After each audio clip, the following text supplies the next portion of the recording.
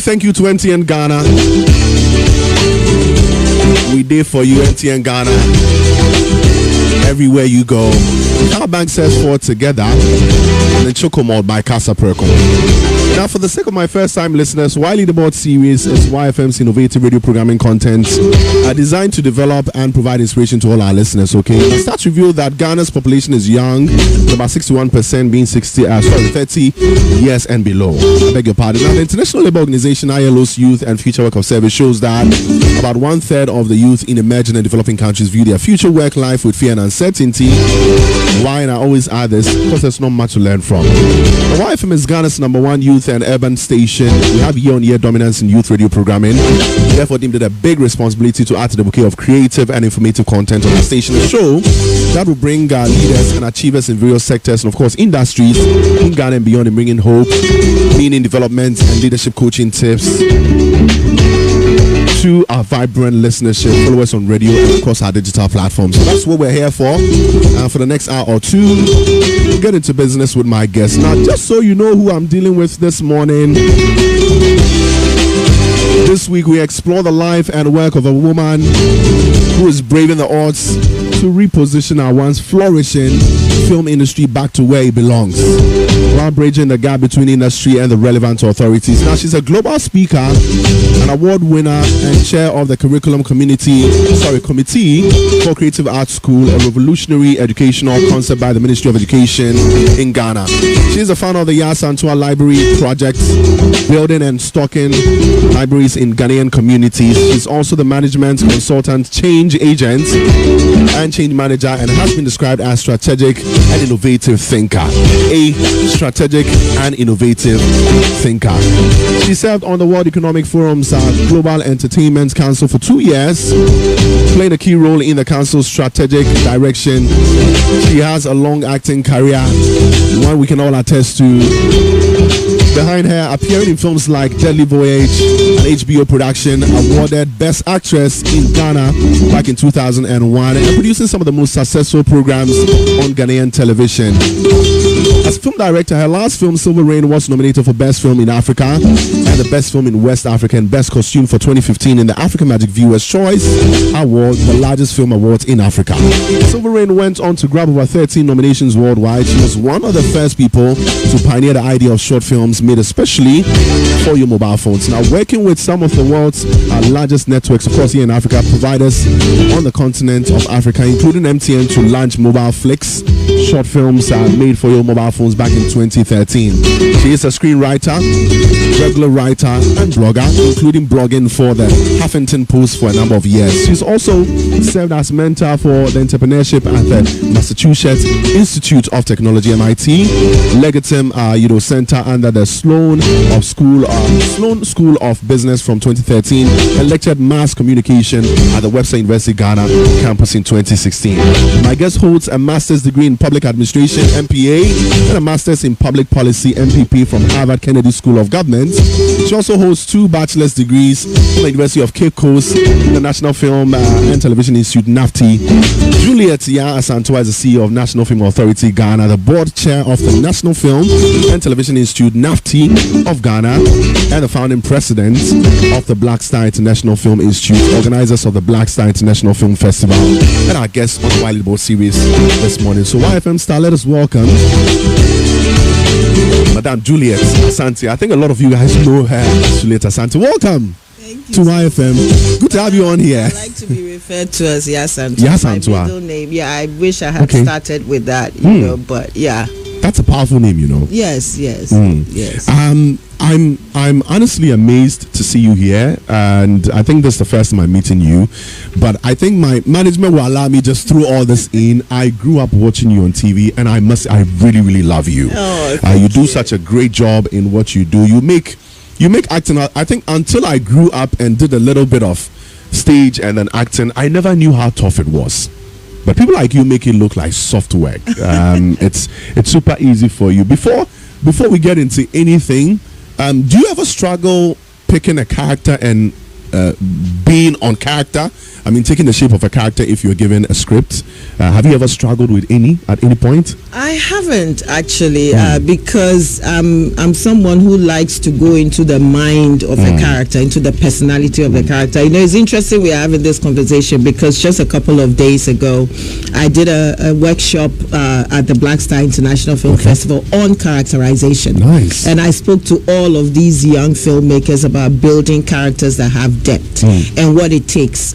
And usually with our characterizations here, we don't make our characters rich. And if you don't have a director who understands the importance of even simple things like character business, building characters through non-dialogue, right? So everything that a character wears or does speaks about who the character is. I mean, when you meet someone, even before the person opens their mouth, I hear there's a sign that says in 5 seconds. In 5 seconds, exactly. So, being on screen is no different. I mean, when you see a character, everything about the person must speak the same language or move towards a certain goal.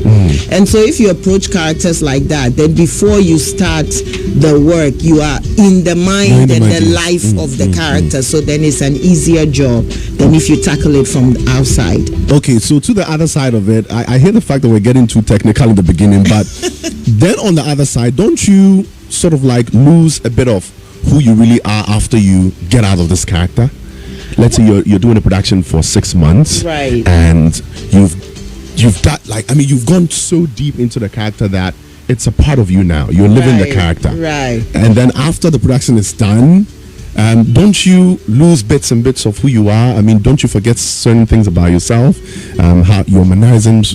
That's a good question. This job is not easy. I mean, living your own life is hard enough, right? Yes. And then you're going to live someone's life. And so that's why it's tough.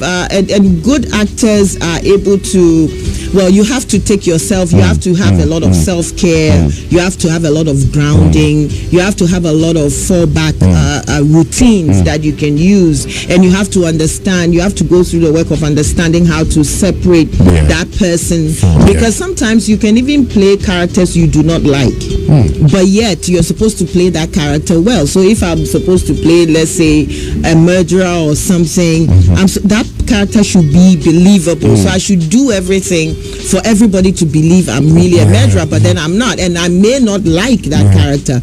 But as the person playing that character, I cannot be judgmental of that character. I have to be accepting. And so acting is not an easy thing. I always say that artists, and specifically actors and filmmakers, are some of the most brilliant people, but unfortunately we don't recognize that skill in society. But I tell you, even your ability to observe, it's interesting. I was watching this series on Apple recently called See.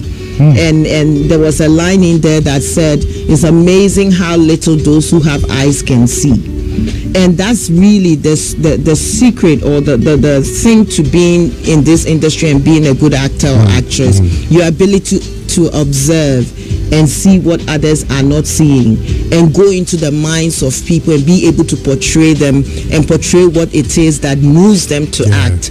I think that's the sweet spot right there. That's such a good start for our interview today. It tells you how much of knowledge we will share today, the gems that will be dropped on here. If you love this industry we're about to dive into, if you love Asantewa, just lend me your ears for the next hour or two. If you have questions, it's allowed. Hashtag Wiley the Boat Series on Twitter. If you are on WhatsApp, 0202222073. Now let's come back to your life. Right. I've known you on the screens for so many years, but beneath the character I know, who is Asantewa? Where were you born? Were you born in a Jusso like Nana Asantewa? In fact, I'm not even an Asante. Is it? No, I'm from Akwemufi. I'm Akwemu, half Akwemu, half Fante. And I was born at Mampong, Ekropong. And then, was taken to Liberia by my parents, who migrated for a while, and I lived there for a while. And my parents, when I asked them why they named me Asantewa, they don't really have a good reason. I mean, my father is Asante. So he says he named me after his father. So then Asante became Asantewa. Then I was born on Thursday, so then Asantewa. So I mean, they don't have a really they haven't given me why they called me Asantewa, but it's puts me out there as an Asante, and so my whole life I've been having to explain that actually they are and I'm the Asante. Good combination. So growing up, we all know the sort of the name Asantewa, right? The fierce woman warrior who fought for us and instilled a lot of values in the Ashanti community and beyond. Right. Did knowing all that have an influence on how you acted as a child? Were you I didn't know all that. You didn't know all that? Okay. Was I a little girl in Liberia who knows perhaps that's even why I move forward with that because everybody was like, Juliet and Romeo, so everybody knows Juliet and Romeo. So then every class was like, who is your Romeo? Oh my goodness. So I didn't really know. But everyone, of course, in my family and everyone called me Asantewa, that kind of thing. And then it was in later years that I realized, oh my goodness, and that didn't even come from realizing the impact of the name. Actually, it actually came from appreciating my Africanness and and saying to myself that I wish I had moved forward with my African name, which really is my soul name because I'm born on a Thursday. So it carries his mother S is so it's Asasiya and all of that. So really that was what drove me to that realization, but not but I do appreciate the historical figure, especially coming to learn that we are actually born on the same day. Actually died. She was born and died on October 17th, and that's my birthday. So coming to realize that as well, was like, oh, that's interesting. I'm sure you wish you had realized all this earlier. I realized this just a few years ago. I walked into, there's this place at East Legon, I forget the name, Nebuku or something, Nebuke or something, I forget the name. I think I've heard about it too. I never even knew it was in this. I was at East Legon, so I walked there, then I saw the Asantewa thing that said, born and died on October 17th, and I just stood there transfixed. I was like, how is this possible? But that was, I realized this just a couple of years ago. Okay, so now help us understand the kind of home you grew up in. You just mentioned that your parents moved to Liberia at some point. Right. But was it an enabling home in terms of the interest you had, or it was the strict type of home where you had to follow one, path? Okay, you have to be a doctor, or you have to toe the line of your elder siblings, or how were things like for you? My childhood was interesting. Let me explain. My parents are teachers. My mom is past, so my dad is teachers.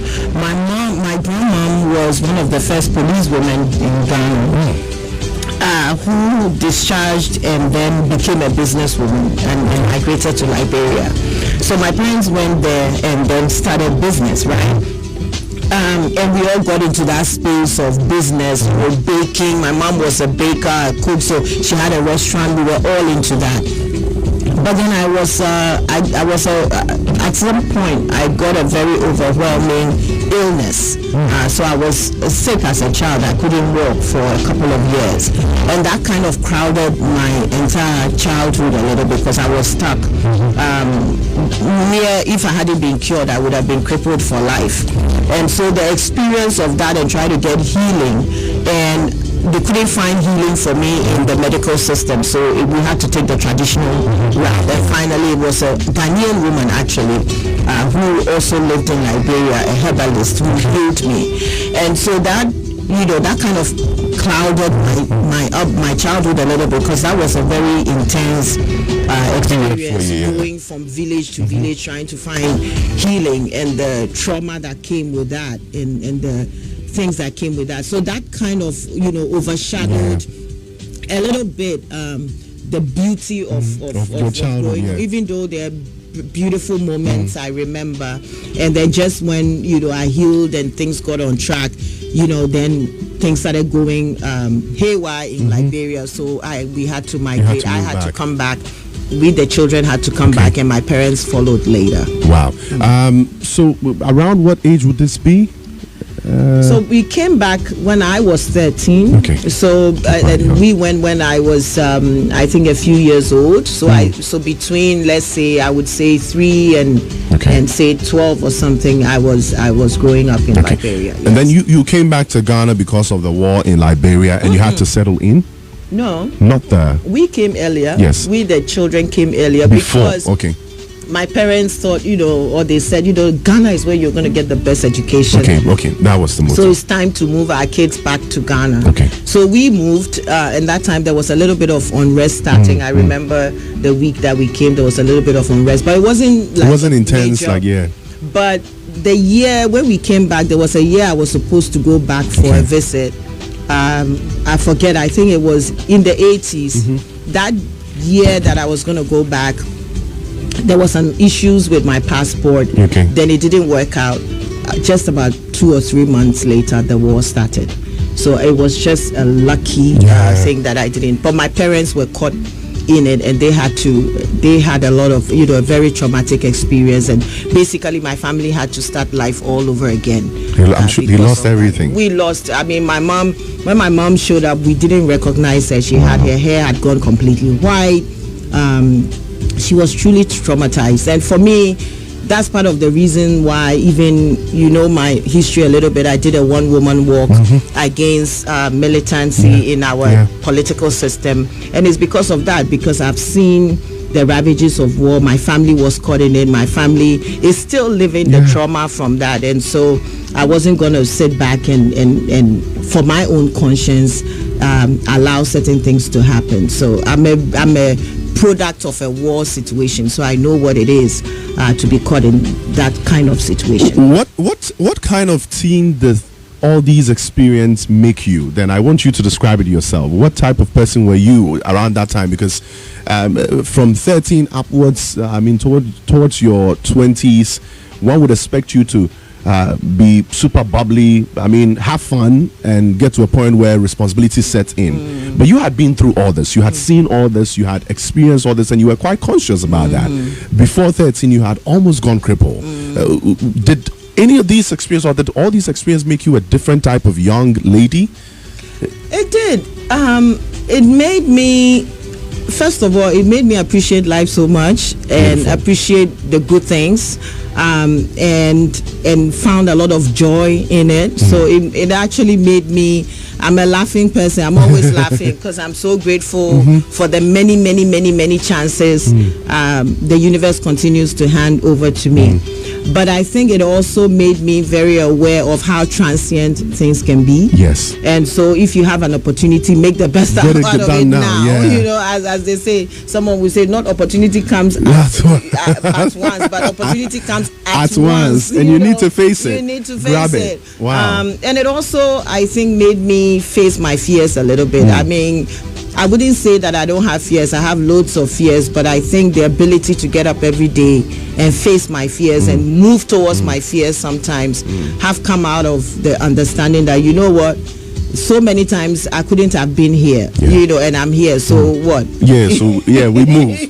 we move. Yeah, exactly. That's the spirit. Lovely. Now, around this time, did you have plans with regards to a career path you'd want to choose? Had you seen any special interests? I'm not talking to the parents, I'm talking to you now. So yes, had you realized that the special interests you had, things you had interest in that were unusual? Yeah, well, first, growing up, Whitney Houston was my idol, so I loved her. I thought I would sing, I would become a musician, but I didn't have the talent to back it.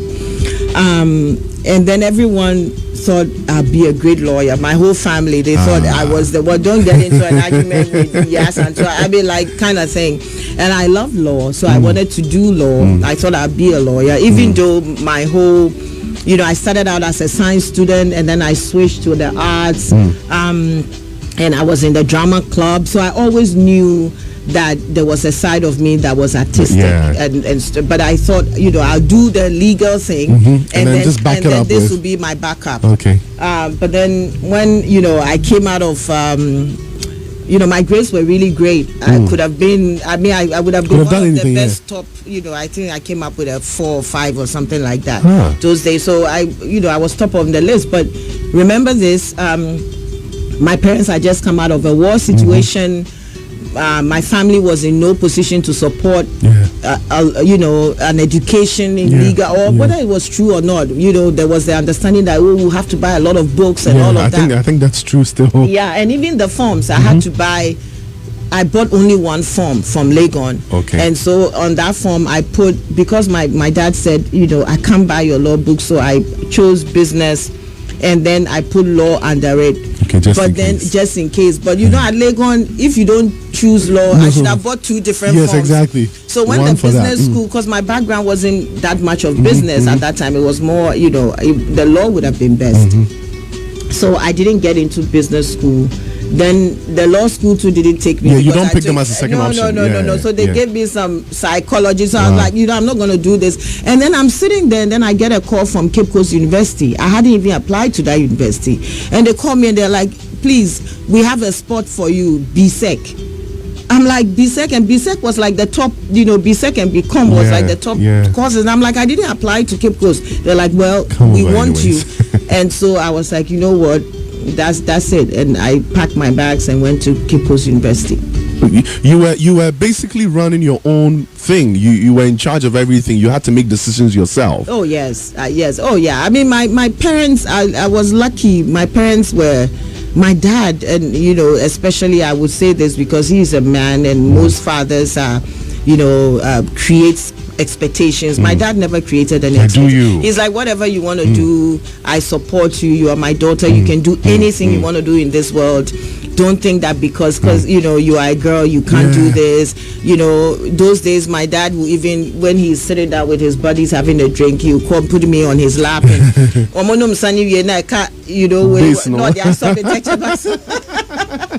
so my dad and my mom as well was very artistic and very daring and the most amazing woman I'd ever met. Not a great businesswoman, but she did a lot of business, and I learned a lot of business skills from her, especially what not to do. And so I was lucky. My parents, I think, I've had my own issues. There are times when I've thought my parents should be more demanding or more parenty, more those parents you on you do this, don't do that. Yeah, but then I appreciate the parents that I had. I think they left you to play your own ball. Yes, because with they the guidance, they created the frame and allowed us, all of the children, not just me, to be who we wanted to be, and I think that has told on us. And so you took up the offer for BSEC. Yeah.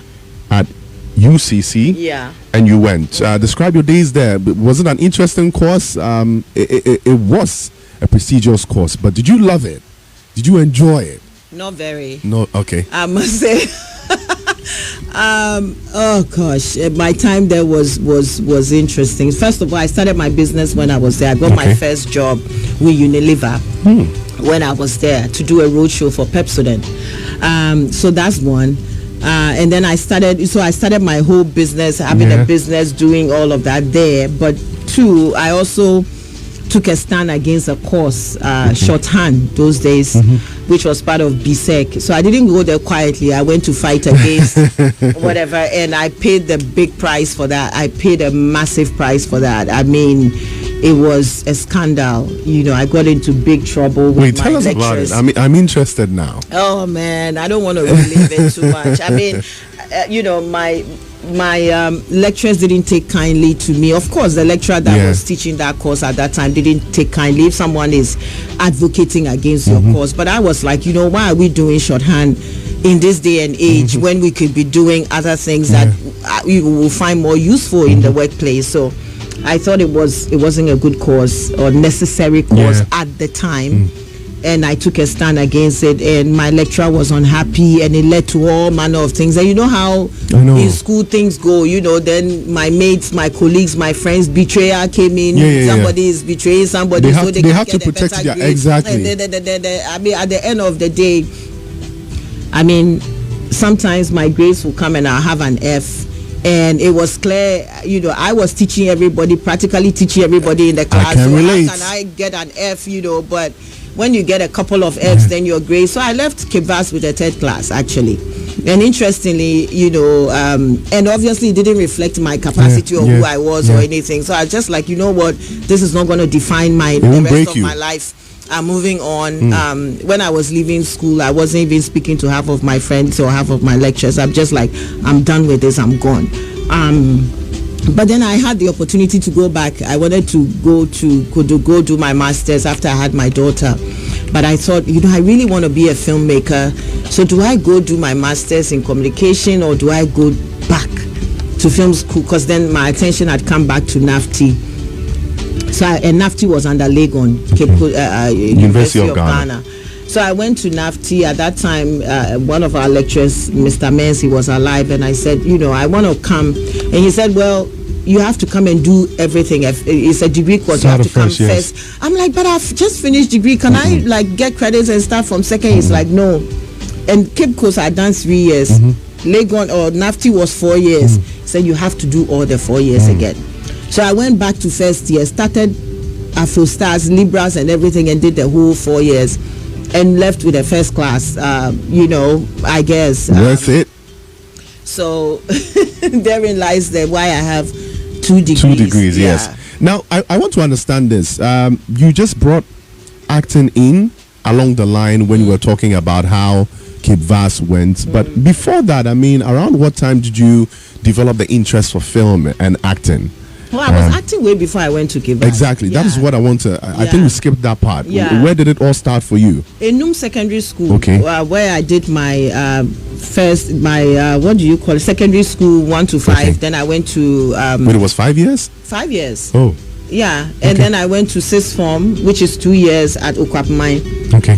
So I was the assistant girls prefect at Enum and also in the drama club. Drama club, yes. I think you mentioned that. Yeah. And then when I went to Okwapmine, I was the girls prefect, but also head of the drama club. So that's where it started. Okay. When I was done with secondary school, then I told my parents I wanted to act, and they said, okay. As always. You don't know anything. As always, you don't know anything about it, but if that's what you want to do, then. So I remember going to those days. GFIC hadn't been sold, so I went to Ghana Film Corporation. And my first time there, and I met Mr. Abekwe. That's how he became my industry father. So I met Mr. Abekwe, and I was just a young girl coming from secondary school.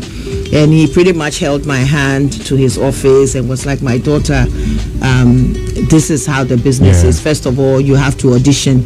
And I sat in his office and went for audition for 6 months before I got my first role. 6 months? 6 months in Inspector Bediakum. Oh, okay. That was my first official, and then I did that twice. And then a lady, Veronica Kwashi, who is a top director in the sector and then was really top of her game, saw me on television and called me for an audition. Said she was going to do Twin Lovers, then she thought I would be great for it. I auditioned, I got it, I went. It was a great shoot. My first real experience, and I was a supporting character. That was Twin Lovers. It was a big film, and then afterwards, when I came back to Accra, because that was shot in Takoradi, then there was a producer called Mr. Famia. I don't even know where he is now. Oh my goodness, Mr. Famia. The names are coming up. To me, yeah. So then I came back to Accra. They were auditioning for Deadly Voyage, and I was pretty new, but I thought, let me go try for this, and I got it. You got the shot. I got the shot, and as they say, there was no turning back after that. Wow. Yeah. Now, help us understand how vibrant the film theater scene was at that time. So much that you had keen interest in getting into it. Was it beautiful enough?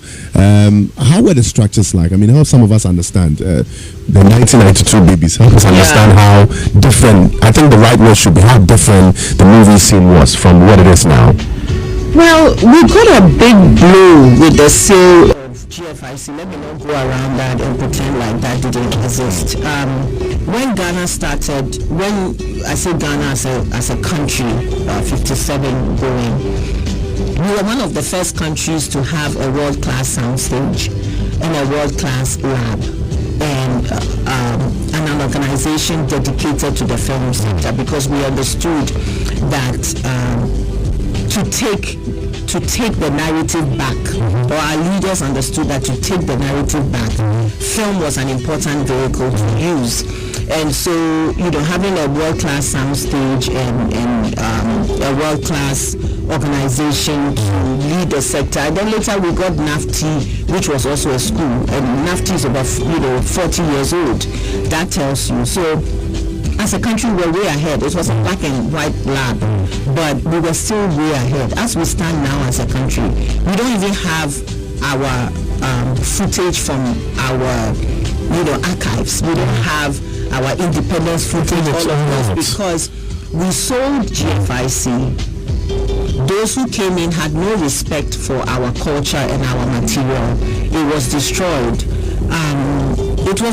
It was put out in the rain just like that. And so now if Ghana even wants our footage or something, we have to go to the UK to get them, because UK has a copy of them. I mean, how sad is that the country doesn't have its own footage? And this one of the first films that was done actually was a film that touched on mindsets. I think it was The Boy Comasiano or something, and it was led by a British. At that time, we had a head of whatever was a British, and he was called to order because apparently I hear that he was told that he didn't come to try and impact mindsets. So that just tells you how critical this industry is for channeling mindsets, for owning our narrative, for telling our stories, for development, for jobs, for all of the things, because this sector is one of the sectors that has such a low barrier to entry. I mean, I've just told you my experience. Which industry would you just enter so easily like that? And so when you have so many young people and skills are not that high in some instances, but you need to create jobs and all of that, then this sector really is a low-hanging fruit. But then we went and sold GFIC. Sorry to cut you. Is this where Adesawa is now? Told us a story around behind GEC TV3. Yes, exactly. That was. This is the second time the story has been told on the show. And that's where there used to be a gathering. For a sector, especially for the creative space, you need an enabling environment. And I just told you how I went to GFIC. I didn't know anything. Somebody held my hand. I sat down and I auditioned for 6 months. Now, if you are up and coming, where can you do that? So for me, that's the biggest gap. Where do you go? Where is the rallying point? Where is the, obviously now the sector has lobbied collectively, and we are very pleased, and I'm excited to be the first CEO of the National Film Authority. But even the National Film Authority setup has been slow. And the National Film Authority, so look at the gap between when GFIC was sold and when the National Film Authority came, which is barely 3 years, and still building and growing and having its capacity. So, for those who say that the sector has experienced a dip, is not a lie. It has experienced a dip, and we shouldn't run away from that. We haven't done things like put funding behind the sector. And every sector, including Nigeria, that we're excited about. There's so much. I mean, right now there's the Bank of Industry that loans to the creative sector. There's the Access Nollywood Fund. There's all of these money, and investment is flowing into the sector. But despite the lack of investment, Ghana is the second largest producer of content on the continent of Africa.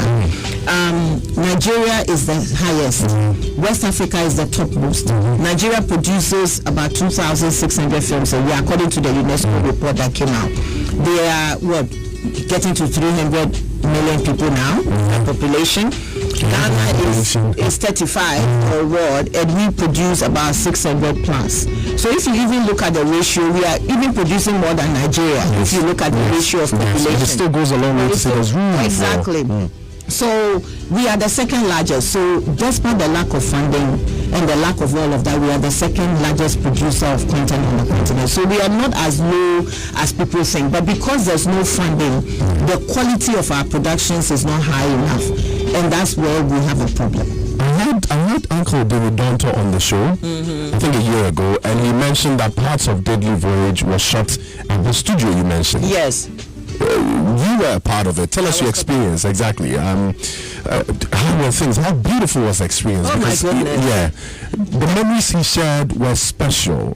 Tell us yours. Deadly Voyage is the reason why I'm still in this sector, because if I hadn't experienced Deadly Voyage, and you see, this is why for me I'm so passionate about attracting co-productions into the country, because I've experienced that. In fact, I bought my first set of pants from my acting in Deadly Voyage. I think those days I was paid $500 or so. $500 in the 90s. Imagine. I mean, I set myself up from that. David bought a BMW. There you go. There you go. I didn't have as much. I didn't play such a big role, but he must have made a lot of money from that. But that tells you, when foreign productions come here, the budgets are attractive enough, and so people get paid well enough. But most importantly for me was the experience, right? The professionalism, the spectacle, the attention to detail. I mean, the storyboard. I hadn't seen a storyboard before. You know, all of those things that make a movie experience. And I made friends, right? With my Ebbs and Sean Petrie and all those people. We would sit and have a chat. And so after that, I thought there's no going back. For those who are in the space and acting now who don't get those experiences, it's a sad one, and we must make sure we bring those experiences back. I think that's the journey you're on. That's the journey I'm on. It must come back, because look, those days, I mean, Deadly Voyage, the budget was about $5 million. Then you had Ali and some of those films. You know, they were relatively low budget films by Hollywood standards. But even if you had 5 of those, which we were getting those times, if we had sustained 5 of those a year, imagine where we would be now. Exactly. But even then, with a Hollywood budget, you can range from the $5 million I mentioned, or $1 million, to like $100 million right now as we speak. We have a proposed $100 million plus production that is looking to come into the country if we can get our things right, and we can get tax incentives and all that.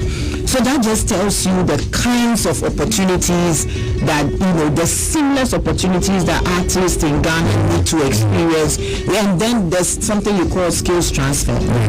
When you work with the international production, then you learn so much. The crew, they learn so much. The artists, you work with your fellow actors, and you see how they tackle the characters and all that. So there's so much learning as well that goes on. I mean, when you get this opportunity to learn, you come back and you change your space as well. People around you change. Exactly. Everything changes. Look, yesterday my daughter came in and she said to me, my daughters, they keep me on track of what's going on. So she came there, she's like, did you watch the concert that just happened? And she's like, you see how seamless it was. Now nobody can come and bring a bad concert to Ghana, because Ghanaians won't accept it, because we've seen what it's like to have a seamless concert. You see, so the bar, and then this was a word, the bar has been raised high. So you see, this is it. When we expose ourselves to global standards, then it's easy for us to get there, because you cannot become what you don't see or experience.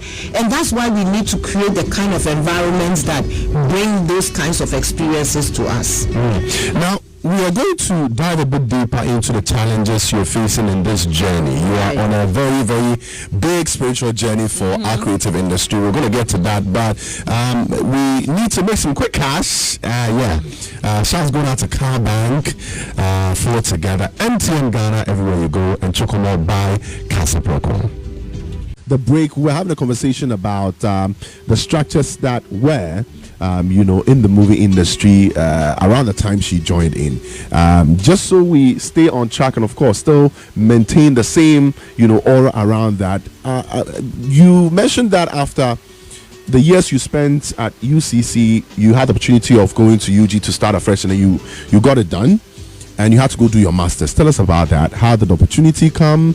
Was it here in Ghana, or you had to go to Abutre? Tell us about it. My masters. So finally, I did my masters at the Harvard Kennedy School. Okay. So I remember a friend of mine, I was on a visit to the US, and a friend of mine goes like, Juliet, it's time to up your game. And I'm like, because I've done all these women empowerment, Airwake, so we Save Our Women International, women, all of these things and all these advocacy. My whole life was advocacy, government. So he was like, you have to go. And I'm like, hey, my whole life I made Harvard. How do I make it to Harvard?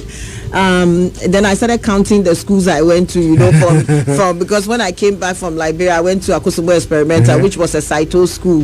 And then, Enum Secondary School, Kwapmai Secondary School, I'm like, Harvard, how do I make it into Harvard? And then he said, Juliet, you have everything it takes. In fact, the gentleman spoke to me like 5 hours. At a point, I thought he was an angel. You know when somebody is talking to you now, you just feel that the person is a messenger. They themselves don't even know what they're saying. Exactly. So I just got this epitome, whatever you call it, that this guy, what he's saying to me, I should pay attention. So I decided to apply. But I decided I wasn't going to tell anybody just in case I wasn't taking. So I applied, put in everything, and I remember the day, because at that time my company, was also going through a few challenges. It wasn't the time to leave. So a few friends, told me, Juliet, this is bad timing. And I'm like, well, I have to, I've come to the point where I'm wondering what's going on. Things were breaking apart a little bit because I'd started this effort that was breaking apart, and it's like nobody could see. That's how I felt. What I could see.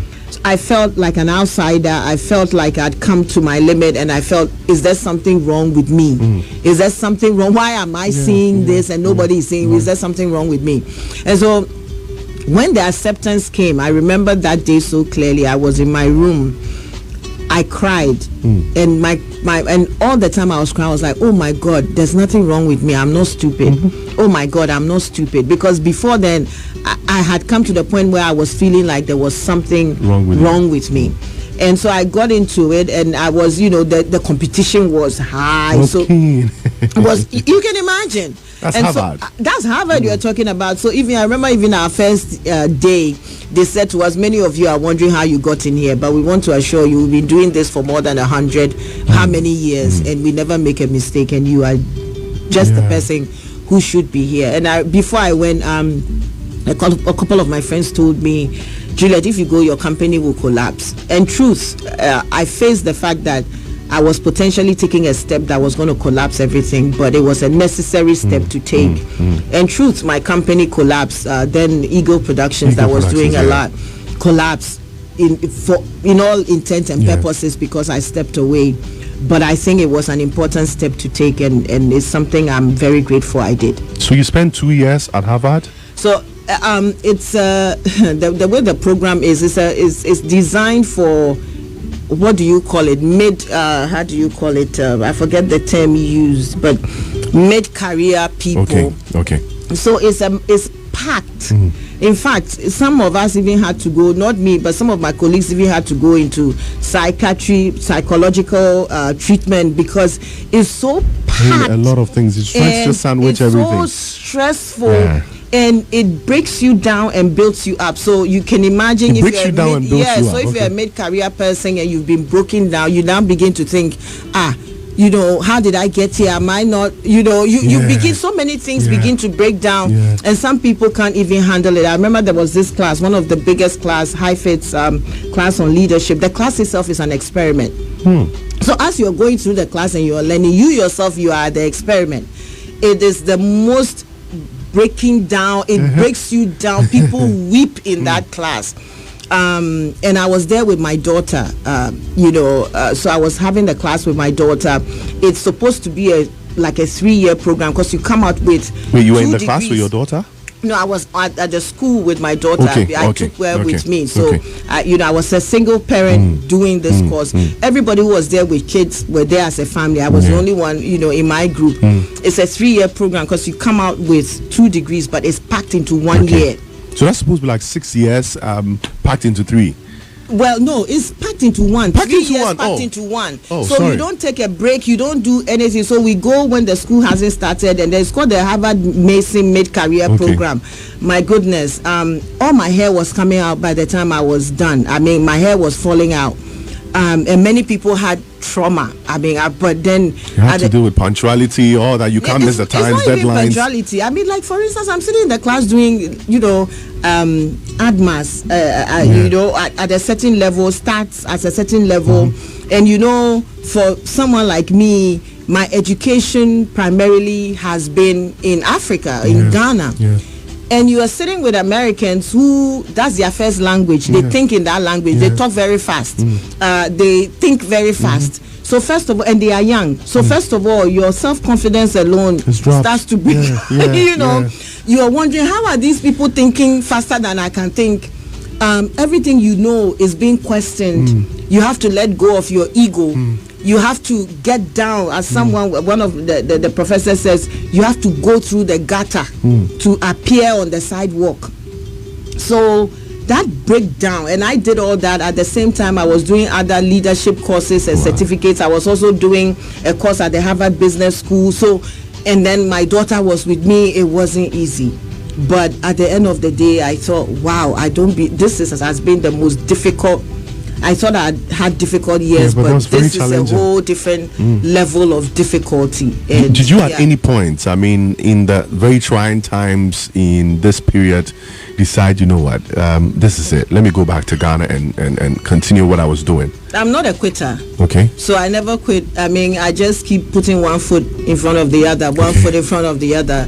And I had my daughter who was looking up to me, and it felt like I was doing this for her as well. So at no point did I ever think of quitting. Luckily, there were, I wasn't the only one from Africa. There were quite a few of us, but all of us, not even just, I mean, it was a class of about 170 something. And I was even one of the very few people who got scholarships, a good scholarship alone, and the scholarship wasn't given to everybody. So for me, that even itself was a testament that I needed to be there. Because people applied, and where I got the scholarship from, I didn't even apply. They just looked at my work and they said, what you've done so far, I mean, we're going to give you a scholarship. So many things were pointing me to the direction that I was on the right path. Of course, my company was collapsing back in Ghana, but at no point did I feel like I was going to quit. Okay, so what was the plan while you were still in there? Because you knew at some point you would finish. Your company was almost gone, like you mentioned. You had your daughter with you. Here lies you, a single mom. You've had all the strides here in Ghana in what you do. Your business wasn't doing so well. But did you have a plan at all after school? Maybe to stay in America and then live life for a while, or, come back to Ghana and pick up the pieces and continue? Yeah, I mean, so far, America is now my home in a sense as well as Ghana. My daughter is now in her final year at university doing pre-med. So, America is my home. But Ghana has always been more than my home. It's my passion, it's where my heart is and all that. When I was, the course I did at the Harvard Business School, my business plan, you'll be surprised, was exactly, I can say it now because it's past, it was exactly the same thing as Iroko or Netflix. Exactly the same thing, no difference. And at that time, they were not out. I mean, it was my business plan. That was what I was going to come and do. I remember one morning, my lecturer, my supervisor, calls me. He's the one who even introduced me to MIT, because I started mentoring at MIT as well. That's Massachusetts Institute of Technology. And he said to me, Juliet, there's news you should buy the New York Times. And I was like, what's in the New York Times? He said, some guy called Jason has just raised $5 million or so for the exact same business that we've been talking about. I forget the details of it. So I looked and I was like, okay, so there goes my business that I'm intending to do. This is not going to happen. How do I move this around? So that's when I turned it around to mobile flex. So instead of the long films, I decided, Africa, we have mobile phones. So no one has done this. This is the way to go. So I moved the business plan around, changed it to mobile flex, presented it to my professor. He was like, this has never been done before. I'm like, I'll do it. And that's how Mobile Flex started. And so then when I finished school with the understanding that I was going to come back and launch Mobile Flex, and after a year, that's what I did. Okay, so we're going to come back to when you came and decided to push through Mobile Flex, the challenges you faced. But back to it, I know this question is lingering on the minds of people. When you had the idea for what was similar to what Iroko and Netflix, what was the barrier? I mean, what stopped? Was it funding, or it was? I don't know. Help us understand why you couldn't pull it off. So first of all, somebody had just raised 5 million for the same idea. I didn't have the kind of network that I don't know that would just give me $5 million.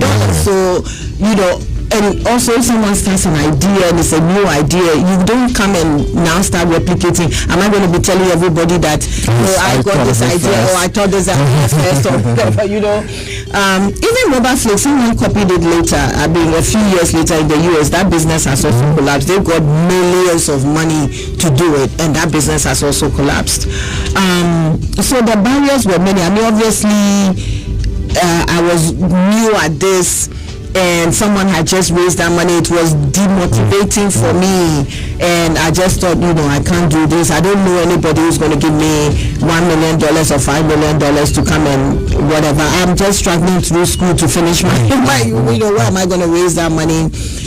For someone to give you that kind of money, you should have a backstory of even doing that business. I was now entering into that space. My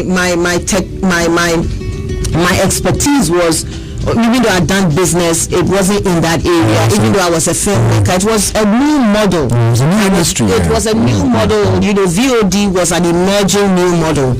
No one is going to take 1 million. I think he raised 1 million or 5 million, I forgot. But no one is going to take that money and give it to you. So I was being more realistic. I was a struggling single mother, and I was very realistic. So when you came and you decided to push through with the idea of Mobile Flex, where did you start from? After talking to your professor, obviously back in America, and you came to Ghana. What existed then, and what kind of sacrifices did you have to make in order to get the idea to materialize? Oh man, it was so good. I partnered with MTN. Oh my God. At that time, MTN was doing only music, and so I was the first person to introduce. They had the idea, but they didn't really get how they were going to compress. So I worked with them to do short movies and how to compress long film, because they didn't have the technology. I think I had to reduce. They couldn't take more than 11 megabytes or so. I even worked with them to get to 11 megabytes. Later we got to like 15. It was like 8. And I'm like, no film can fit in 8 megabytes. I went and bought a software. God, it was the hardest thing to do. I spent so much money. I mean, I was sleepless night trying to compress movies. So I'll cut it into pieces, trying to compress it so it will fit on MTN platform. They had this partner, I forget the name, in Dubai I was working with, and then there was a local partner. I spent so much money, and it was such a steep learning curve.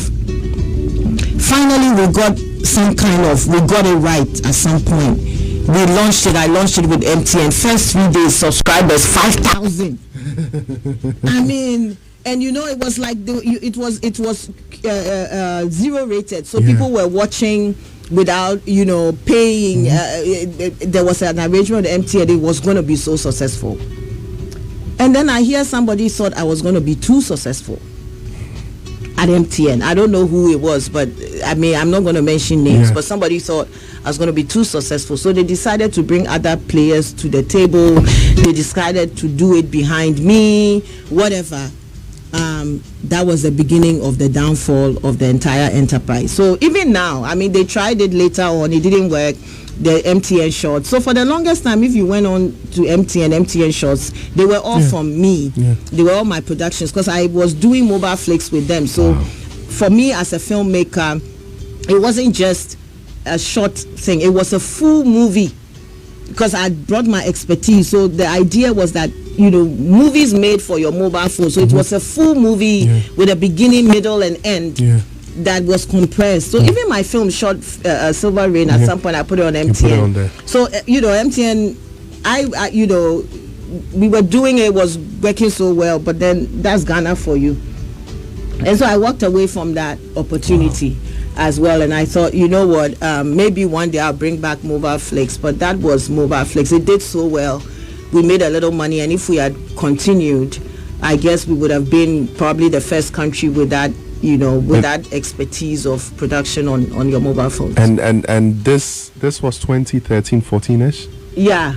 Yeah, this was 13, 14. Yeah, Mobile Flix is there. It's even on Facebook still, and people even still come back to me and be like, you have to pick up Mobile Flix again. You have to pick up.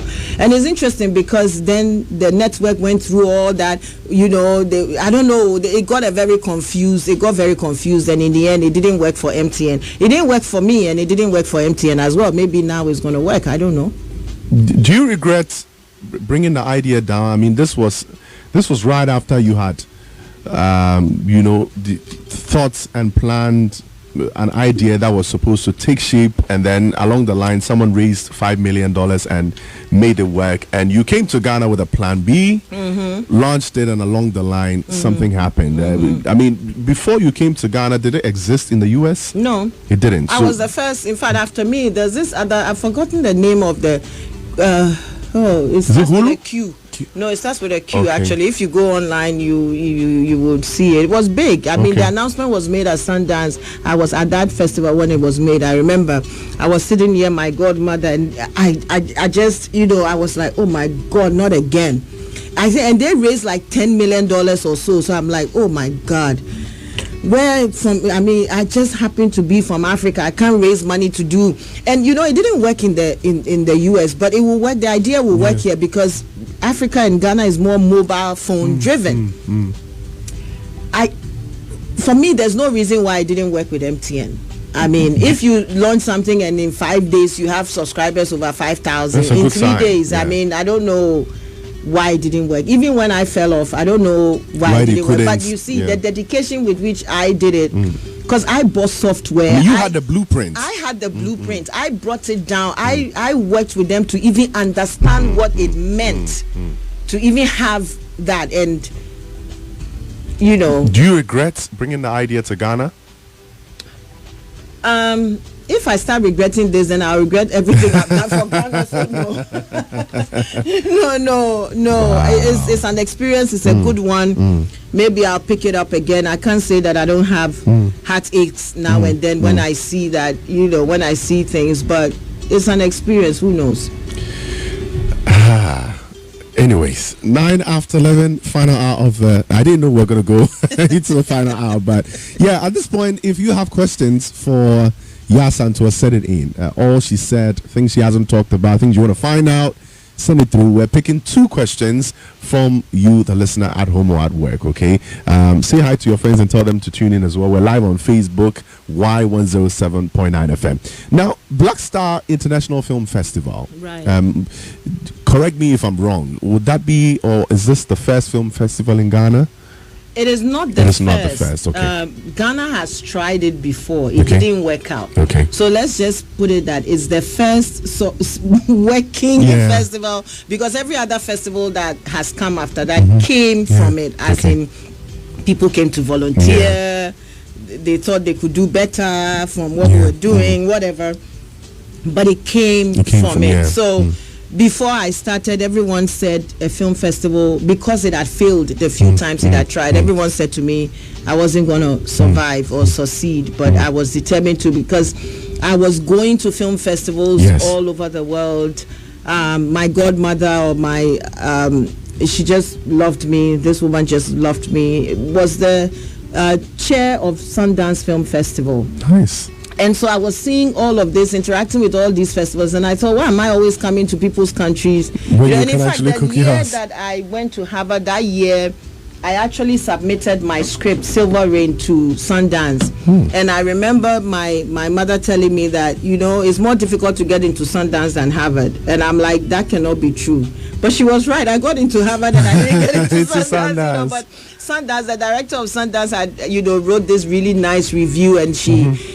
said that at that time they were not looking at African stories, but if they were, she encouraged me to move on, and that kind of gave me a lot of motivation to go on and do my movie Silver Rain. So after Silver Rain, again, when you were introducing me, you talked about all these nominations. I'm going round and round and round, and I'm thinking, why am I going to other countries, and why aren't other countries coming to Ghana? And so after Silver Rain, I was writing my next script, and then I thought, but even before I do something that is me again, I need to step back and do something for the industry, because every time I went to these festivals, I was alone. At that time, there wasn't even Nigerians. Now, later, there are Nigerians, but those days, Sundance, many times I was there and there was nobody.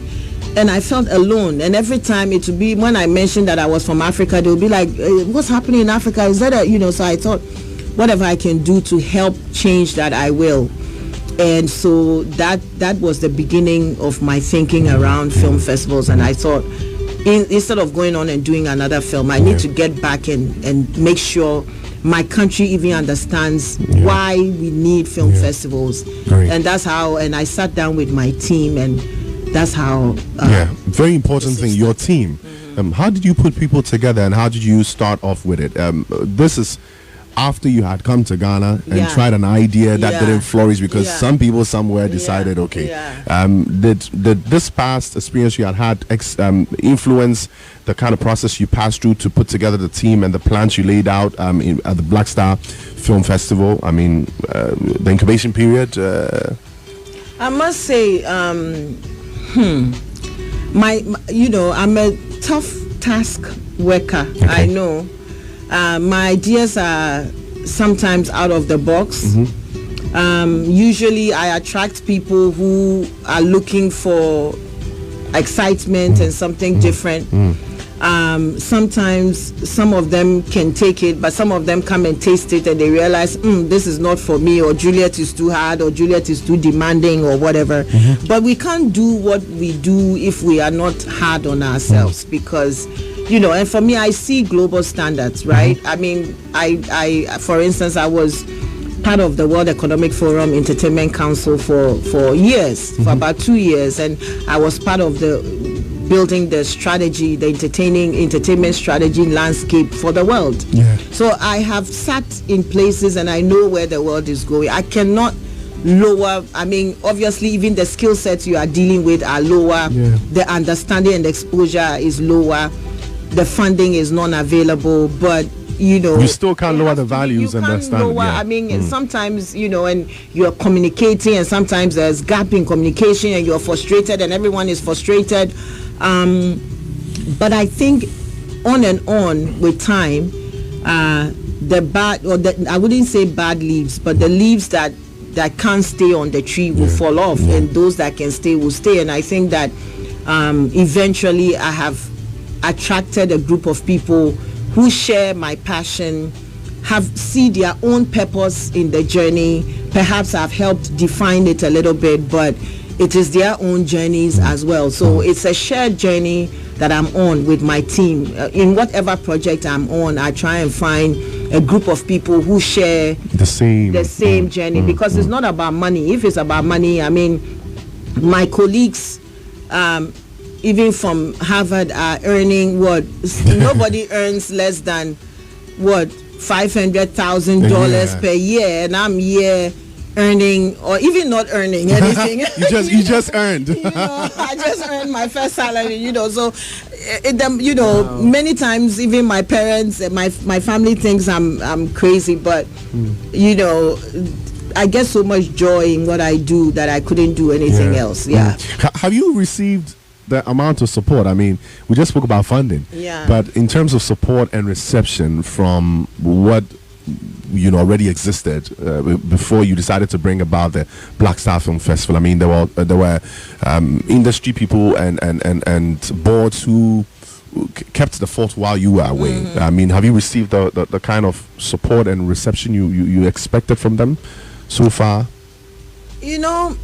Our sector is a sector that is ego-driven, and also driven from a place that has fire, passion, and image, and all of these things. And people have been denied the sunshine for so long, when people need the sunshine to thrive in this sector.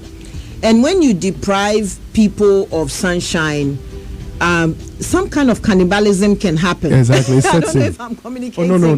Perfect. It's perfect. The understanding is perfect. Exactly. Yeah. So there's a bit of that where it's like, sometimes even if you are somebody's ally, the person can mistake you for a foe, and so there's a bit of that going on. But I understand. I understand that even what my contribution has been may not even be recognized one day. And certainly it is not just my contribution, but I am at a spot now where I'm privileged to be bringing a lot of contributions over the years together. But somebody has to direct a ship. Somebody's vision has to lead the way. And so I think, for me, my journey has always been that people, I come and go in a sense, because I'm very clear where I'm going. And sometimes people may not get where you're going. Sometimes you work outside of the box that people are used to. And so then they don't have anything to do. They don't know who to attack, so they attack you. If, for instance, people forget that I'm part of them. They forget. And some people even go like, when did she come? And I'm like, probably when you were not born. But so there's a bit of that going on. But the good side to this is that if people do not care, they will not participate, whether positively or negatively. So perhaps the reason why people do what they do is also because they care a lot. And we have to recognize that people do care, and people have spent their lives in this sector.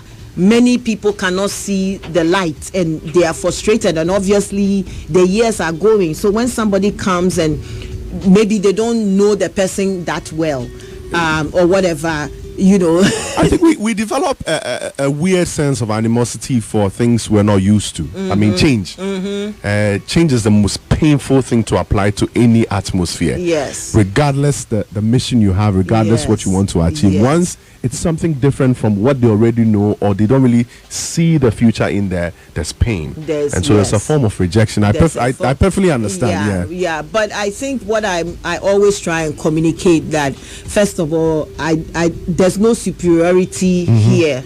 I'm privileged to have this opportunity, and I appreciate that, and everyone should appreciate that. But one cannot also take away the fact that I have the capacity, to get it demonstrated capacity to get it done, and that's what I'm doing. I wouldn't be in the role if I didn't know what I was doing. I've done this for years. I've done it for other countries, and I'm doing it for my country, and I'm going to do it. I like that. So the theme for this year's festival is inspiring the business of film in Africa. My question is, why are we failing on the business end of the sector, considering the plethora of amazing stories we have embedded in our culture and norms? I mean, beyond all that we've shared, the business side of our film industry, why do you think we're failing to see and understand that there's even a business side of what we do? Right. The festival has come to an end. It was a beautiful festival. I think the 7th year, which was this year, was the best so far. And I was lucky to attract a festival director, a young lady called Bentuma Philippa Arthur, who is phenomenal. We cannot be creative if we are not economically sustainable. I mean, we are here talking about Ghana being the second largest producer of content. But where is that content? So if you are producing, I'm going to break it down. I always love to use tomatoes, because tomatoes, they spoil quickly. And ideas also are perishable if you don't take care of them. That's why I like to use tomatoes. No matter how much tomatoes you have, or beautiful they are, if you don't have a route to market or a market to go and sell your goods, you cannot continue being a successful farmer. No. Because, and that analogy can be applied to the film sector. When I did my film, I went and bought a law book and read it, pocket book for lawyers. I also went and read a distribution book. I wasn't supposed to be the person who did my contracts, but I drew my own contracts because my lawyers they were not entertainment lawyers, and they didn't understand the global terrain, and my distributor is from LA. So I had to read law books for filmmakers, which is on Amazon, and draw my own contracts and copy my lawyers on, and be like, my lawyers say this. But you are the lawyer behind it. And I did the same for distribution, and I cold called my distributor in LA. I went through it. And so until we are able to structure a marketplace, and you see, there are other players in the space that we don't have. We don't have agents, we don't have distributors. The tomato farmer cannot be expected to be the one that has the truck that comes to the farm to pick the tomatoes and pay the driver. I think to bring it to Medina market. It ends at a point and someone takes over. Yeah. And someone takes over. So a filmmaker should be in charge of the creative space. When they are done, there should be an agent and distributor that takes it and markets it to the various marketplaces, from cinema, from festivals to cinema, to TV, to VOD and all that. We don't have that. And not just does Ghana not have that, the entire continent of Africa has less than 3 top distributors. So what's the route of market? What's the route to market? How do the players even have access to you? How do you have access to the players? And so the good thing is, a lot of the things that I'm pursuing now, in fact, it's interesting, even a lot of the major things that we are pursuing came out of the festival. When I was with the festival actively, ideas we had, things we advocated for and we wanted to do. I'm privileged to be in the position now where we can implement some of those ideas, and I think they will bring a lot of value to the sector. But festivals play an important role in the film. The festivals are the first marketplace in the film market ecosystem. And so not just the Black Star International Film Festival, since the Black Star International Film Festivals, other festivals like AIF Accra, Independent Festival, then there's this convention thing by GH Movie Freak, and all of those things have come out that are all helping the ecosystem. And I encourage filmmakers to find one of these. It doesn't have to be mine. In fact, you don't even have to ever come to the basic festival, but find a film festival. If not in Ghana, other African countries also have film festivals. Attend it, because that's where you meet people, that's where ideas are shared. In fact, the kind of rich conversations that happen at film festivals, you can get it anywhere in the film value chain. And especially now that we don't have a place of convening like GFIC and all of those things, there has to be a community where people meet, share ideas, explore concepts, push themselves, challenge themselves, and and all of those things. And so I advise filmmakers in Ghana, crew and actors and actresses, to take an interest in any of the film festivals and attend those film festivals, because it will be helpful to them. I mean, you built the skill set you have today based on your own personal endeavors, individually. You didn't sit and wait for the industry to power you to get these things done. So it's a big advice to everyone. I mean, the young ones listening, especially, if you want to find your feet in this, if you're already in there and you want to advance, you need to grow, and you need to add on skills. It doesn't come easy. There are things you have to pay for. There are softwares you have to pay for. She paid for softwares. She had to invest money that came for her in things that are now beneficial to where she finds herself. So let's emulate these things. I think that's the main reason why we're here this morning, to basically pick bits and bits of. We had an acting school, Eagle Drama College, and quite a number of the people. I mean, there's a gentleman now, Malco, who runs his own acting school. He went to my film acting school. He's the one who even discovered Abraham Atta. Malco. So Malco. So beautiful. People, he like this, the only film school he's been to is my film school, and yet look at what he's doing. But he trained himself, and he's offering training for actors as well. He started his own film school. Actors should try and up their skills, because we are not doing that great. We are here and we feel good and all that, but if at the beginning of this, the first question you asked me was about characterization. Yes. And you find actors playing themselves from film to film is the same person. And you don't also have directors who learn how to direct actors. And so the actors also don't know what to do. Yeah. So I think the learning is both sides, and it doesn't have to be in a film school. Yeah. One can buy a book, go online and whatever, but there are real skills gaps. And one of the things we worry about, and now I'm wearing the hat of the National Film Authority, is that we are, bringing together all this opportunity that's even actually about to even come to a head, because the opportunities, we're about to make some serious announcements. And when the opportunities come, where are the skill sets? Yeah. Who picks the opportunity? Who picks the opportunity? So as they are putting fire behind us to deliver, when we launched the Meta Forum, Mr. Kwansan was there, and he made a very passionate appeal that the sector should support the NFA with expertise. And I want to echo that, because the very people that are talking a lot themselves are not delivering on their own level. Even when it comes to associations and guilds, we should focus and fix this problem in our own space. When we fix our own problems, if you are, say, a leader of an association or guild, if you are able to manage your guild well and develop it well, then it can contribute to the ecosystem rather than trying to tell someone how to do their job.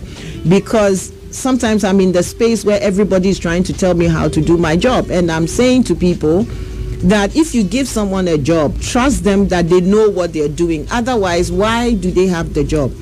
And whether you like it or not, I have the job. Yes. And so trust the process and let's give it time. There's no way that we can do this on our own.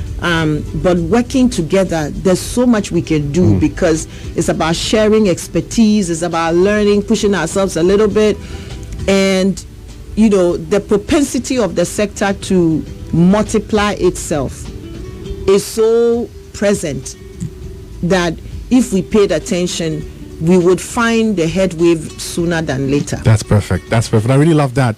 I think in the course of the rest of the show, I was going to ask things you think should be done, but I think you've just put it all together in a very simple way. What I want to find out is how the appointment came about. National Film Authority. How did you get in? How did you get in there? How did I get in there? So it's interesting because the past minister, I was there when I got a call from the minister asking if I could recommend anybody for the position. Okay. So I did. I recommended. I said okay, and I sent my recommendation. Okay. And then the feedback to me was, and you didn't add yourself to the list. And I said, Madam, well, if you give me the job, I can do it. That's all I said. And then I went to sleep, knowing that my name was there with the list of Madam those that No, okay. Barbara, Madam Barbara, okay. Yeah. Wow. And it was a similar thing with NAFT. Even with NAFT, I was also asked for my recommendation of who could be rector with the then Honorable Education Minister. And so I also made my recommendations, and the rector was picked from that. So Honorable Barbara also, and so I put in my I just said that if you gave it to me, I would do it. And I went to sleep and forgot about it. I actually thought I wasn't going to get it because so many people were lobbying, and I didn't do any of that. So I just, and then I was there, and then I was called like 2 days or so to that you are being inaugurated. I'm like, what? And how did I even get it? And I was given the role, and I'm very grateful for the opportunity to set up a government agency from scratch. Has been its own learning curve, but I guess that's why I went to a government school, I guess, and did leadership. So it's come in handy. My team have been phenomenal. Of course, we were set up, unfortunately, with no funding, and so that's been a challenge. It continues to be a struggle, but I think that it's beginning to be clear the contributions that the sector can make, and sometimes the holdbacks are from ourselves, because sometimes when we go against ourselves like this, we forget that we are in an environment and people are listening. And so if you come on air and you beat the sector down and beat everybody down, if I now go and sit in front of that person and I'm asking for an opportunity, the first thing they say to me is that, but you yourself, your people, you are not serious, and your people said this and your people said that. And I think we are communicating to our people that, look, we are passionate because, you know, it's a passion-driven sector. Creativity comes from a place of passion. That's why it's called the orange economy, because energy is associated to orange. You know, so it's called the orange economy. You know, so it's passion. And you asked me how difficult it was to build characters and all. This sector is a sector that has people with a multitude of talent, hungry to be expressed. And when that is not being expressed, it finds expressions in all manner of ways. But where Ghana is as a country now, we cannot afford not to what's the word to use? To shine a light and support and fund the creative space, especially the film sector. We need the sector more than the sector needs us. Why? Because this sector is one of the fastest ways of, when you were beginning, you talked about the youth population. In just a few years, Africa will have 40% of the global youth population by 2030. No other sector is able to create jobs as fast as this sector. Beyond that, I mean, when I talked about some projects lying on our table. I talked about Deadly Voyage and all that, 5 million. Even if we had 2 or 3 10 million films in Ghana, that's 30 million. Money that doesn't go back. Because it comes, they pay people. It enriches. When Deadly Voyage happened, the money didn't go back. Everybody, I told you what I did with my money. My board chair came here, David Donto, and told you what he did with his money. So that's money, easy money that is coming, will pay people, skills will be transferred, branding. Many countries use the film sector as their branding tool. In fact, there's a story, Braveheart, there's a famous example. When Braveheart was done, you know, it highlighted from Scotland, the Wallace Monument. In 3 months, tourism rose over 300% and stayed like that for 5 years. And so even our tourism numbers, imagine if we were doing, you know, films that portrayed Ghana in great ways. We were all excited when Woman came out. Imagine if it was a Ghanaian film, My Namesake, Asantewa, we all wish. But it won't happen on its own. It has to be funded. Funding is not just from government. Government is important, but private sector also has to look at this. And if private sector looks into it, it's not charity. This is one of the best ways to get, you know, return on investment is highest on this sector.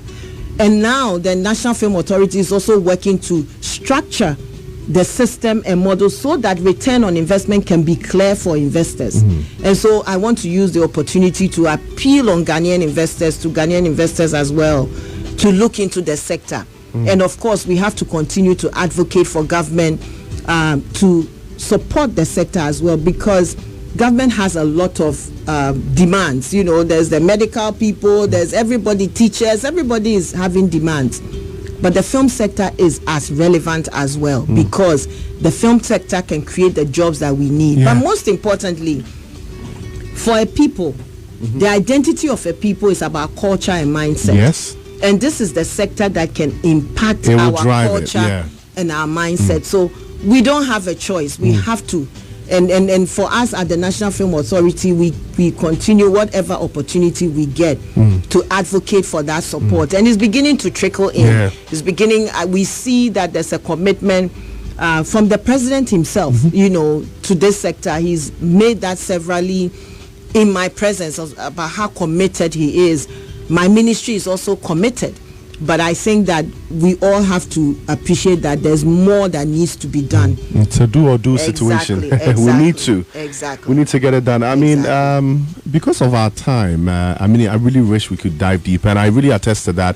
In the beginning of the year, my family and I took an unplanned trip to France just because we watched Emily in France. There you go. You know, and you see things you actually feel when you travel to visit, and you feel great. I mean, imagine how far we would go as a country. Last week, I sat here and spoke with Professor Kojo Yanka. He mentioned the fact that communications, creative arts is one of the biggest tools that drives development in society, especially in African societies.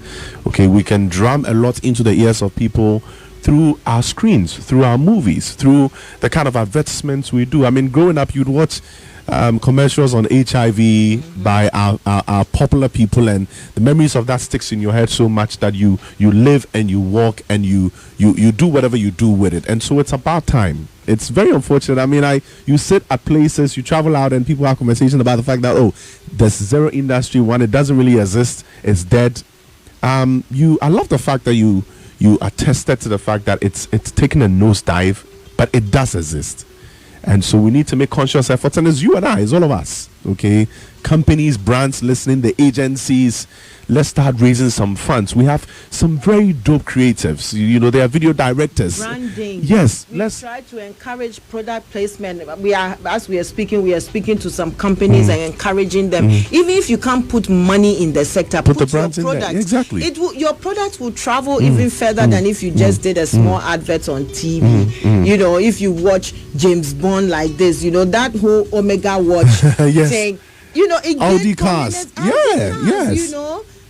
There was this car. Is it the Martin something that was used? Aston Martin. Yes. In a car chase. There's a movie how it ends. Escalade was used. The president of the United States basically does advertisement for Escalade cars all through movies. There's a lot we can do. Korean soaps a lot these days. Yeah. They all use Korean phones. The phones, they promote, they promote phones, and they're all promoting, Jurassic Park, promoting all the pizza brand, everything. So the brands in Ghana should look at supporting, putting their products in films. And the National Film Authority is pushing that campaign. In fact, we are about to launch an entire cinema agenda campaign, and so I want to encourage everyone to our website is www.nfa.gov.gh. Pardon me, this is a shameless plug, but let me make it. That's fine. Fine. Follow us on social media, visit our website, send us if you want to know more, info@nfa.gov.gh. Please do that.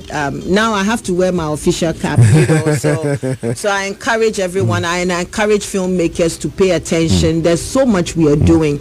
We are about to launch a cinema agenda for the rest of the year. We are doing the Meta Conference, which is the first time that a cinema convention is happening in Africa. So there's so much happening, and people should look for what is happening and be part of it. You currently run the Asantewa Library project. Yes. Tell us a little bit about it because of time.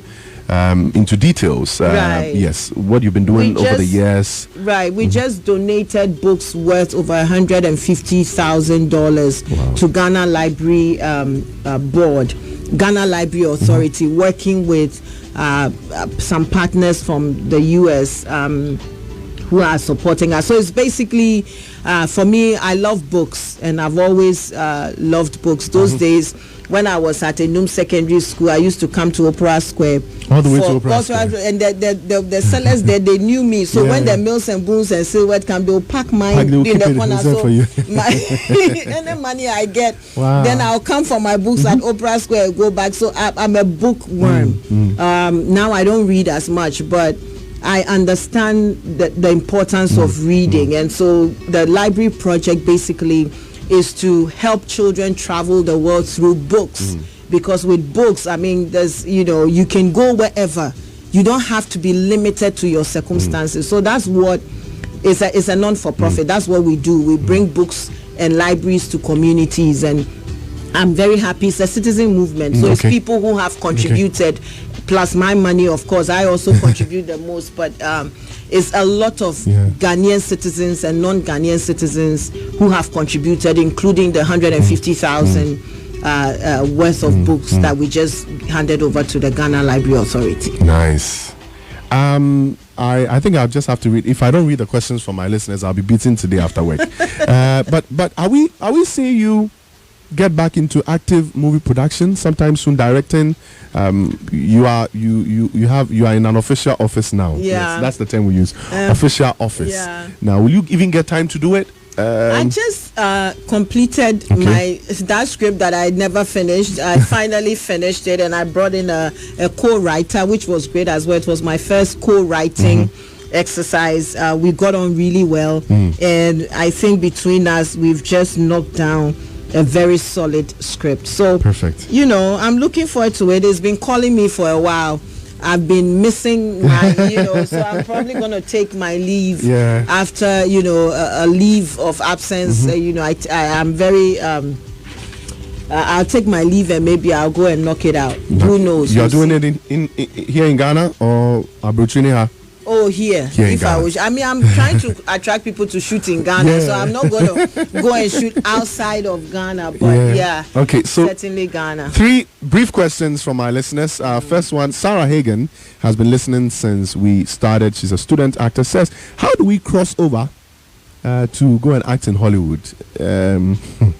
By being the best you can here. Okay. That's how you cross over. So do they find you, or if you're good enough, you'll be found. So sometimes people think, I'm doing this, like I told you, I did Inspector Bediakun. Somebody watched Inspector Bediakun. Then I got and called me and I did Twin Lovers. And then somebody saw Twin Lovers and thought you must go and do audition for Deadly Boys, and that's how I got in. So you start from where you are. It doesn't matter what small a role you have. You do it well. You learn how to act. You buy books. You learn method acting or whatever acting you're going to do, and you put in your best. You don't say that this story isn't going anywhere. So, and if you do it well enough, because even if you go and audition for a co-production that comes here, a Hollywood film, they will probably ask for your reel, or they'll ask you to do a monologue. Do you even know how to handle a monologue?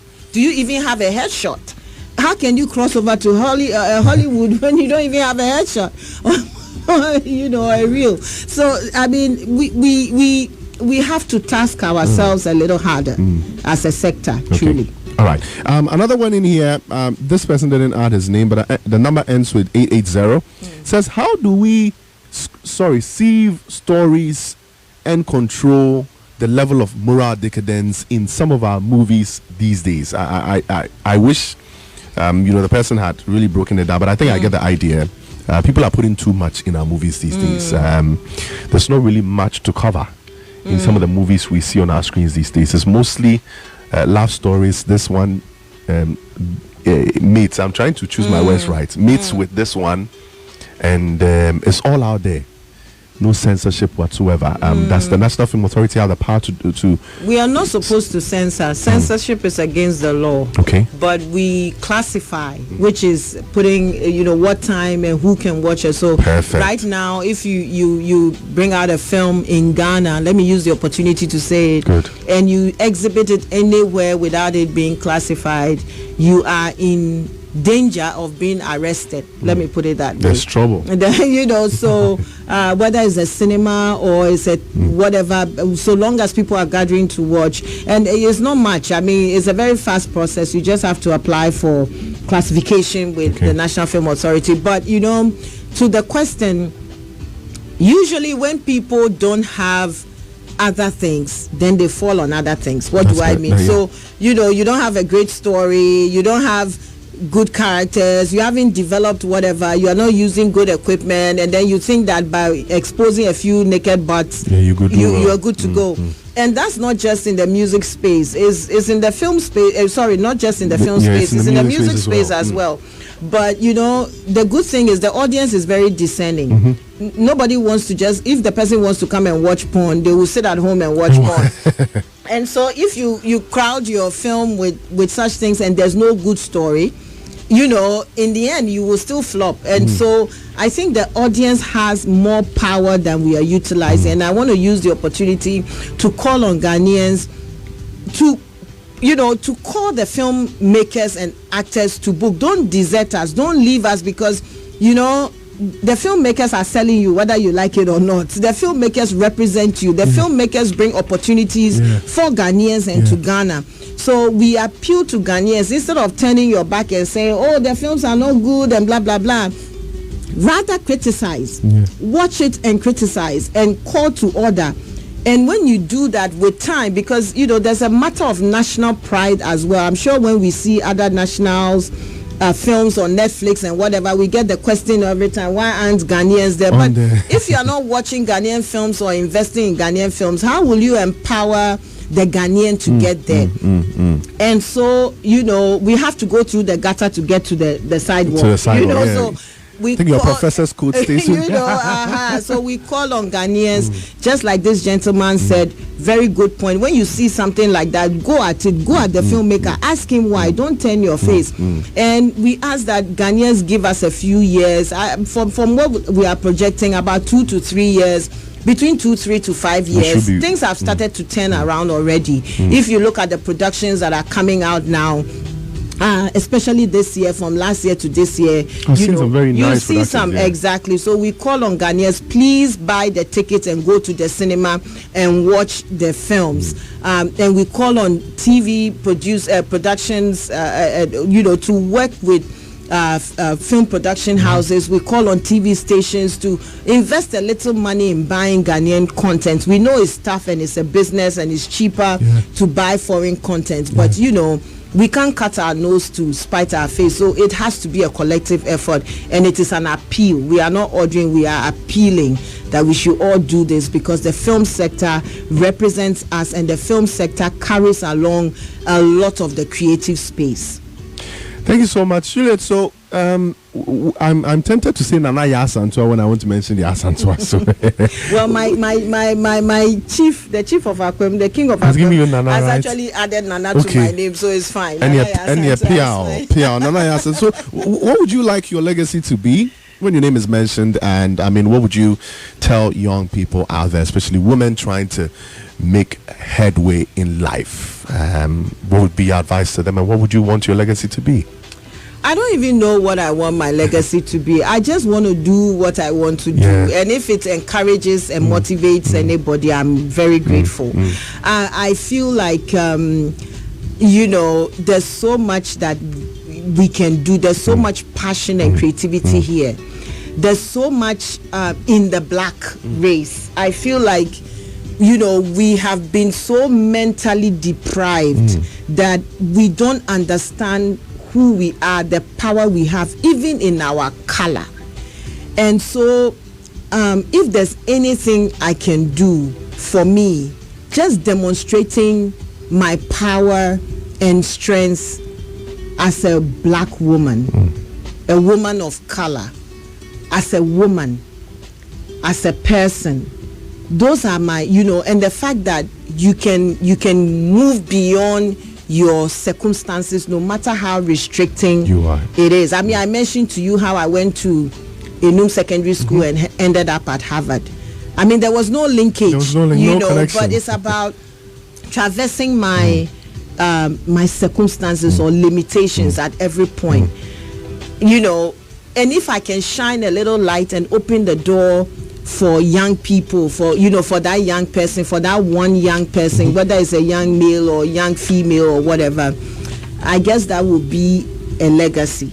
All right. But we are always writing our book. We never finish writing our book until we die. So I don't know what my legacy is going to be. And then when we die, someone else will continue writing. We'll continue writing that book. But it is my responsibility, and what is my responsibility? I wake up every day hoping to execute my responsibility to the best of my abilities.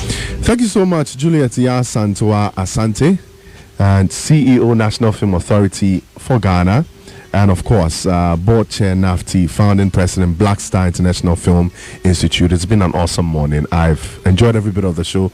I didn't actually realize how fast the time had run. We have just 9 minutes to wrap up the show, but thank you so much for blessing us today we know you're a very busy woman, so we do appreciate this. Global Media Alliance, YFM, our sponsors. We say God bless you, and we look forward to having you back. I think we want to have a different session to really dive deep into the corridors of the movie industry here in Ghana, so we can, together build the perfect industry we want, the ideal industry we want. So thank you once again. Thank you so much. Thank you for your support. I want to use the opportunity to say thank you to YFM.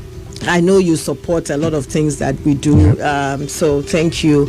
I encourage you to perhaps have a program constantly for the film sector.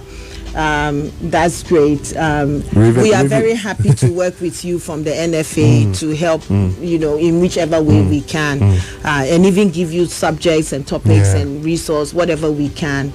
But thank you. I mean, without the media, when we mentioned the orange economy, media, you are part of the orange economy. So together we win. All right. Thank you so much. Thank you.